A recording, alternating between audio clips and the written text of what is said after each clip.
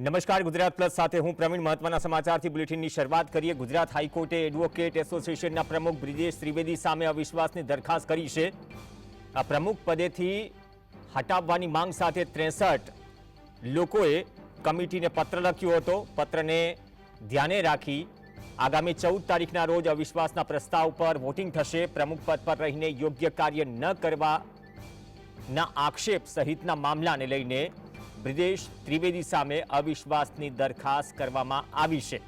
તો 14 તારીખે હવે આ અવિશ્વાસની જે દરખાસ્ત છે તેના પર વોટિંગ થશે અને આક્ષેપ ગંભીર કરાયો છે, જેમાં આક્ષેપ કરાયો છે કે પ્રમુખ પદ પર રહીને યોગ્ય કાર્ય ન કર્યું અને કાર્ય સાથે અન્ય મામલાઓ પણ છે, જેને લઈને બ્રિજેશ ત્રિવેદી સામે અવિશ્વાસની દરખાસ્ત કરાઈ છે.